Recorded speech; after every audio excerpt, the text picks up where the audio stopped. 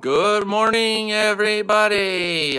It's game day, Sunday, the 8th of October. This is Purple Update Live, the pregame edition. I believe this is the first pregame that we've done.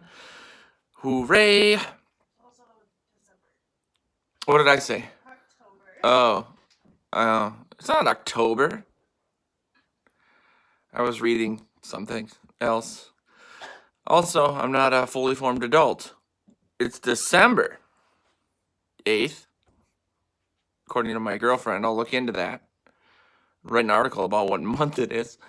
The Vikings are facing the Lions. What a horrible way to start the show.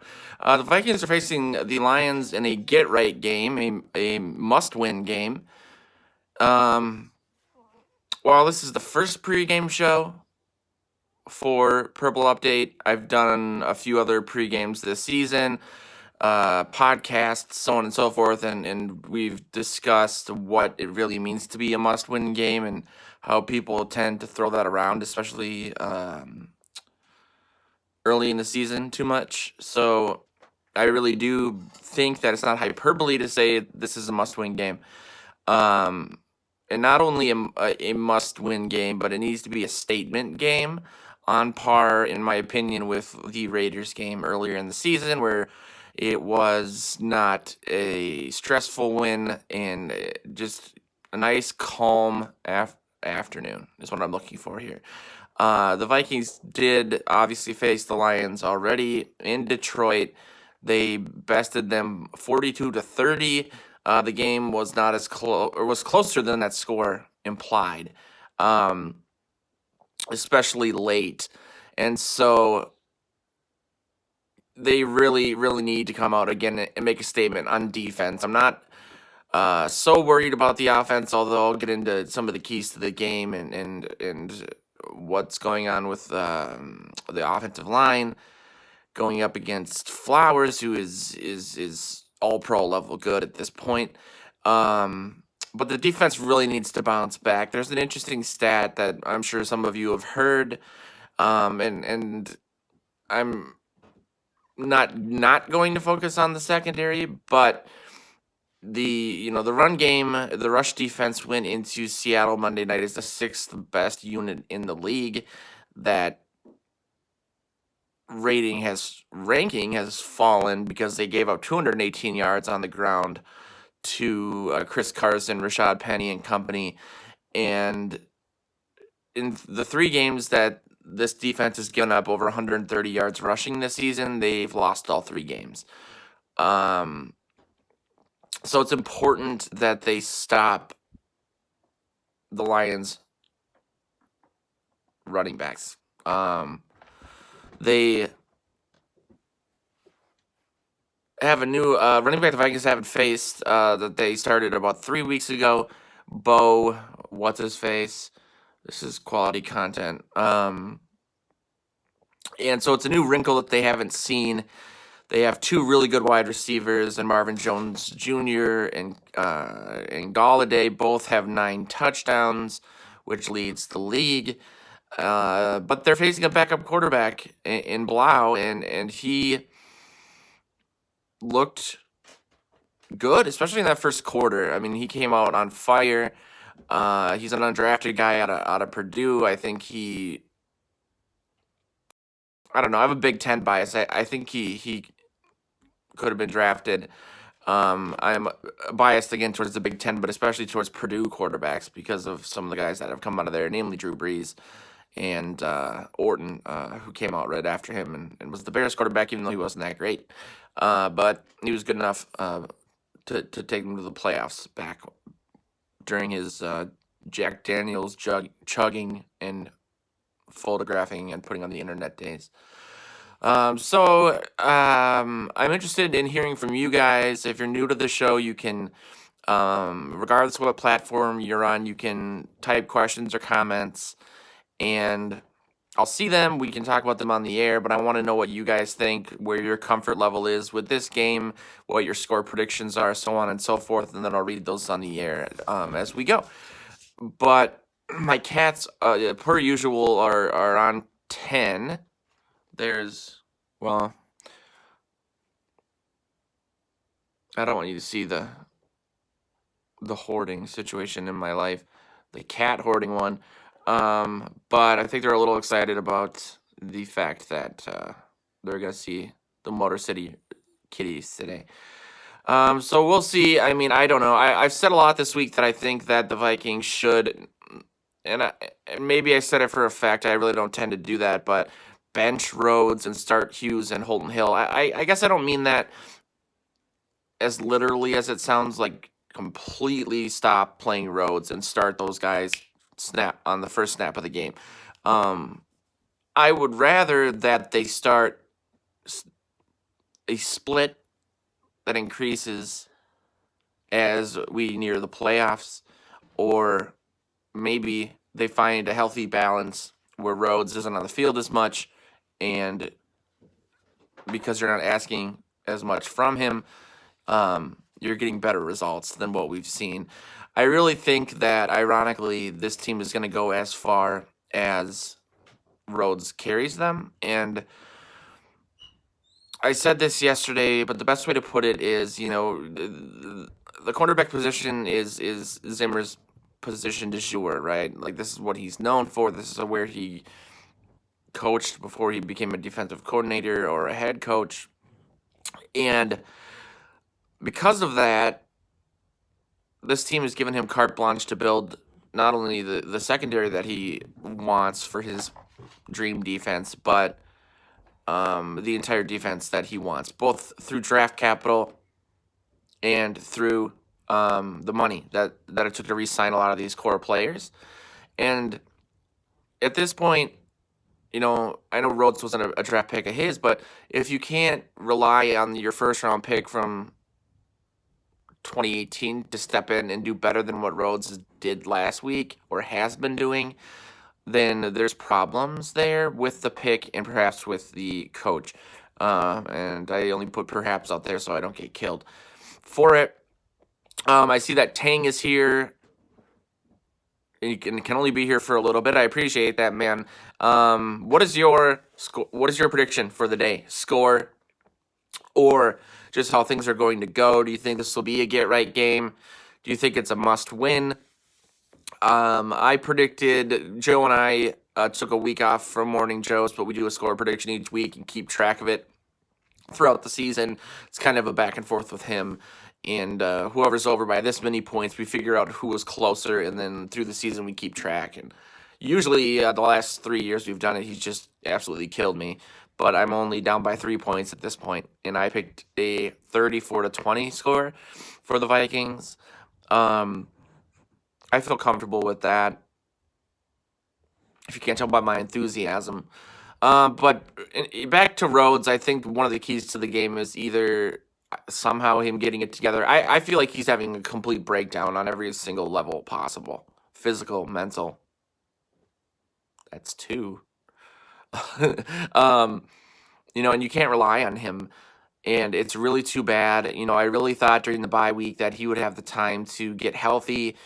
And, Zimmer talked about getting back to fundamentals and running drills like that. And doing that, I think, was his way of saying, you know what, you're not as fast or maybe as strong or quick as you used to be, but you're still in relatively good position a lot of the time. So all you have to do is relearn some of these things in your new body and get your head around, get your hands up. You're not there at the exact same time you usually are, so you have to maybe compensate by doing something different. And I had a little bit of hope there because, what else do we have but hope at this point? And Tang says Rhodes is burnt toast in all the degrees possible. Yeah, so you really have to go to Holton Hill and Mike Hughes at this point. I've seen some people say curse. While you would think a guy that size would be better as an outside corner than a nickel corner, it's a completely different skill set and playbook and responsibility, and I just don't think he has any of that. Like, I don't think they've, in OTAs or mini camps or training camp or the preseason, have played him as an outside corner. So I don't think while I think it makes more sense, and I think that Zimmer would love it because he talks about length and he loves big outside corners, I don't think that's a realistic possibility. So I'm thinking about harm reduction as a guy who is sober. I mean. Obviously not, that wasn't a curse joke, but it could have been. Um, and again, this team going as far as Rhodes is going to take them, you gotta just start doing a trial by fire, I guess, with Hughes and Holton Hill. We've seen good things from them, but we've also seen them struggle, and that's to be expected. I mean, Rhodes struggled in Zimmer's system. Trey Waynes did as well, getting acclimated. Mackenzie Alexander has. But at this point, they don't really have any other option. And so I think that's the best case scenario that we can hope for. I mean, it's really ironic that that's what we have to worry about at this point. I mean, everything else seems to be okay, and it's the position where they are the strongest, or were the strongest, and they have the most experience, the most draft capital, not the most money, but the most knowledge, and that's what's going to be the end of this team, most likely. It's just so Vikings that it's almost on purpose. If you guys, again, if you're late to the show, let me know what you think the score is going to be. I'll read all your guys' score predictions on air. Mine is 34-20. The key stat, so the key to me is Rashad Hill versus Trey Flowers.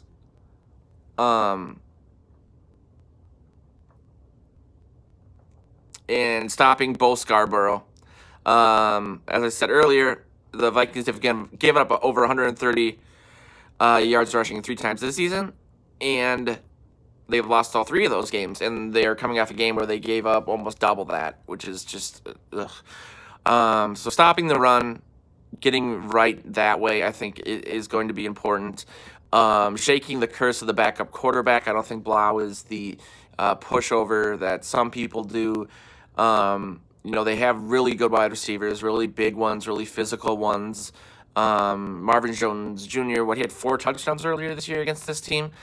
He leads the league with 9 touchdowns. Galladay has 9 touchdowns as well. I've said this already, but almost half of his touchdowns came in one game against this Vikings team. And while I'm I think the Vikings should win and win comfortably, it just doesn't feel that great to me, considering how good they are at the wide receiver position and how they're good. Again, that size, that physicality, kind of like what Laquan Treadwell was supposed to be.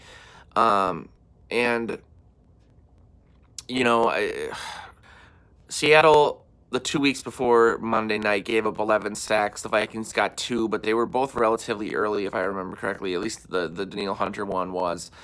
And, we've talked a lot on this show about the difference between pressures and sacks, and how Hunter and Griffin were leading the league at one point, number 1 and number 2 in pressures, but the sacks just weren't as high as you would expect. The pressures to sack ratio was definitely getting wider and wider, and I want to see some semblance of either interior pressure coming in. A lot of people are like Watts a lot.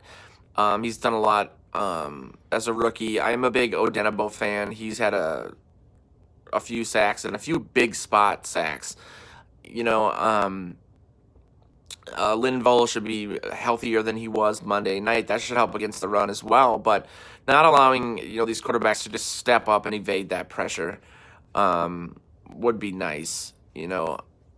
Or scheming and maybe sending a late blitz on some of those plays to in the double A gap. I know Zimmer doesn't really like that label anymore, but it would just be nice to see some interior pressure is my point. But getting pressure, not letting Blau get comfortable, shutting down the run, implementing some sort of split with Rhodes. And then on the offensive side of the ball, I'll get into in a second. I want to read Randy Stone's comment from Facebook. The scary thing to me is that this seems eerily familiar to me. We should destroy the Lions today at home, rookie quarterback, possible division on the line, and I honestly have a feeling Rhodes will respond and do better down this 4-game stretch. I'm going Vikings 28-10. I think that the way I explained it a lot when I talk to people is I have like two mindsets on the Vikings at times, most times, like an emotional feeling and a rational one. And sometimes they overlap, but a lot of the time it's like I feel rationally that there's no way they're going to lose this game, but emotionally, after 35 years of watching this team, I just don't feel great about it. I think that your comment exemplifies that, and I think that's why I should have named this show Purple Therapy. But for the amount of shit I get for the site being named Purple PTSD, I just didn't want to anger more high-risk people. As somebody in that community myself, if you can't tell by the lack of a soul behind my eyes, it's just like watching a great white shark eat chum. Jesse Colbo says, I appreciate your insight, but boring, and he spelt bore as if there's boars involved. The animal? Matthew Quam, who is familiar to me, that name rings a bell. One of my best friends, if not my best friend from high school, says 21-10 Vikings. Cam Newton? Who do I think will trade for Cam Newton? And I apologize that I'm not up to your standards, Jesse. This is early for me. I'm trying to be calm about today. I could get sparklers or something, I suppose. I think it depends in regards to Cam Newton. Tang asked who would trade for him, what they want for him. I mean, I don't want to answer a question with a question, but what do you think they would want? I think they're going to, I mean, whether it's a negotiation tactic or not, they're going to want, they're going to ask for a lot. And whether or not they get it, I mean, if you see a guy like Jalen Ramsey get 2 first-round draft picks, which he's a stud, yeah, like, I think that his draft stock was hurt by how he left Jacksonville, both in regards to demanding a trade and his sideline outburst with the coach and what predicated that. But a cornerback, this is really spicy and something no one's ever said before, but quarterbacks are much more important than cornerbacks. I should write an article about that. Just have the headline and nothing else. But if you're getting 2 first-round draft picks for a guy like that, Cam Newton is only a few seasons removed from being, Superman and being the MVP and going to the Super Bowl. And so, I mean, you could argue that he's worth that. I'm sure that's what we're going to see, but I don't think he's worth that much. I never thought he was that great. I thought he was physically incredibly gifted, but I never thought he was a complete quarterback. And because of that, I think they won't end up getting what they want for him. But I mean, it's nice to see Trubisky, at least last couple of weeks come through, because there was a lot of people talking about bringing him into the NFC North, and I just don't want a running quarterback. That's that hard to get on the ground in this division, especially with the defense that the Bears have. A couple other score predictions. Again, Matt said 21-10, 34-20 Vikings. This is Calvin's prediction. That was my prediction as well. The Lions will turn it on too late in the fourth for a comeback. On the offensive side of the ball, it's going to be interesting to see where Dalvin is with his injury. I think that fumble, he talked a lot this week about that being a a pain management thing more so than an actual like injury or a mobility thing. And I think the fumble that we saw in the third quarter was based on that pain. And so I really hope that he's right in that. And I'm sure the doctors looked at this, that it can't get worse. And also that maybe it's not going to be too painful, that it's going to result in more turnovers. But at the same time, I'm sure we'll see a lot of Alexander Madison today. I threw up a stat yesterday in the show talking about how he's had a run of over 10 yards on 17% of his touches. That's amazing to me, especially for a rookie. And so the more we see of him, I think is fine. I don't want to have a situation where we need, for some reason, Dalvin Cook to come back in a game like this. Granted, again, Thielen's not going to play, so you're shorthanded already. But where it's going to affect things moving forward, as the Vikings are in a situation where they still very well could win the division. I mean, the Packers are going to be playing the Bears. The Bears are hot next Sunday, and so we'll see. But I think I thought they learned their lesson, at least bringing Thielen back too soon. I don't think we'll see him for a while. I don't think we'll see him next week either. I mean, he's regressed. I think the fact that he was wearing pads in practice last week, and then all of a sudden went from that to a small tweak, they called it, and then he's been in sweatpants ever since. I think he re-injured it again, which is a nightmare to consider because, again, going back to my original point, we might end up just having to literally outscore. Well, that's what I was going to say, outscore other teams every week. In the playoffs, but in a shootout fashion. I mean, just put up as many points as possible because this defense is not looking great. But again, today's a good chance. Today's a good bounce back opportunity for them. I think it's an opportunity for them to make a statement. Like Randy said, everything is pointing to the Vikings winning this game. They're at home. They're undefeated in that regard. Playing a backup.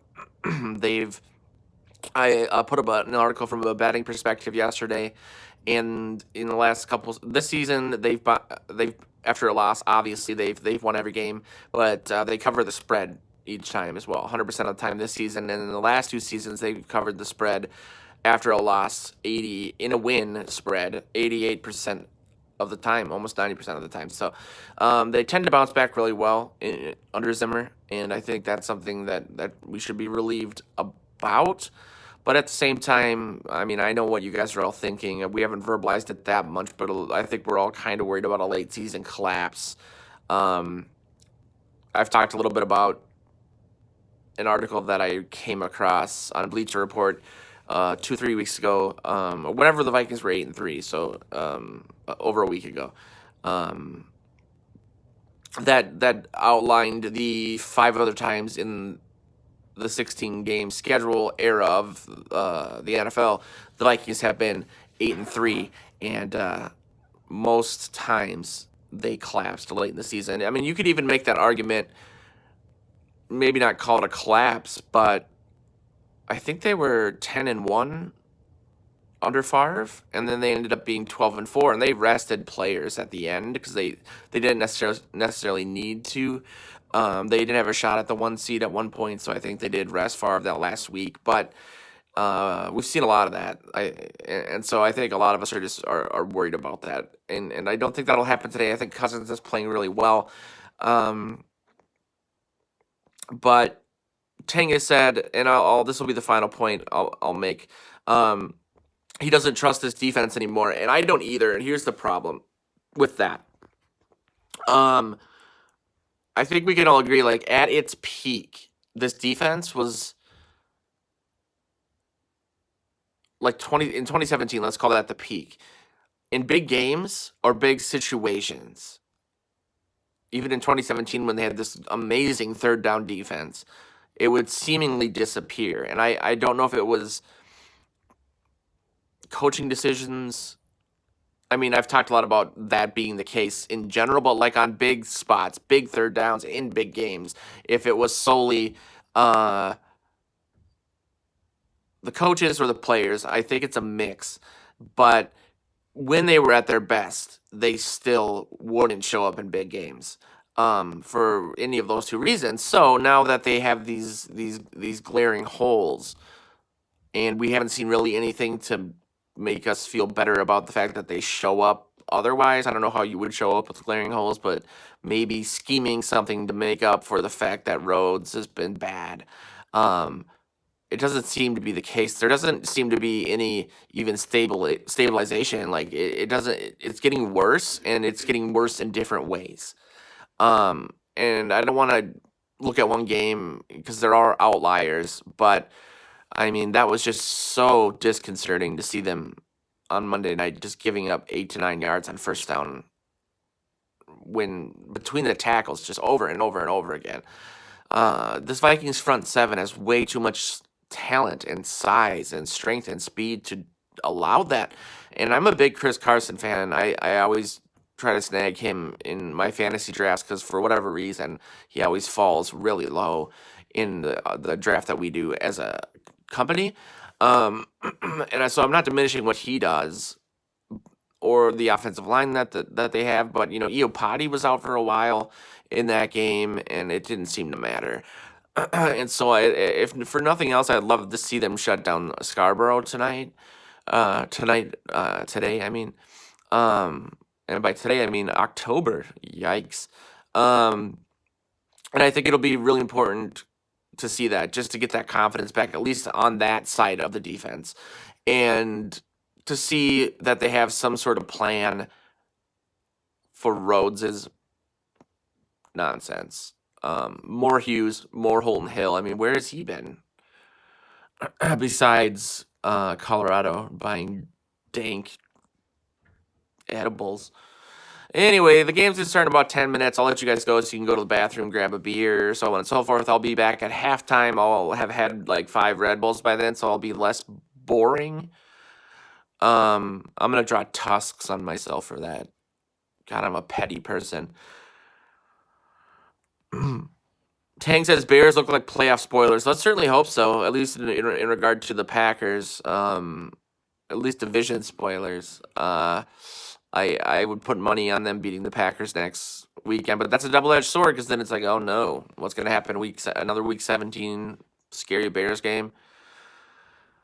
But we'll talk at halftime. I agree with Leah. Skol, everybody. Let's hope that I'm caffeinated up and less monotone and ready to go at halftime and happy. I just want to be happy. I'll see you guys at halftime. Let's go get 'em.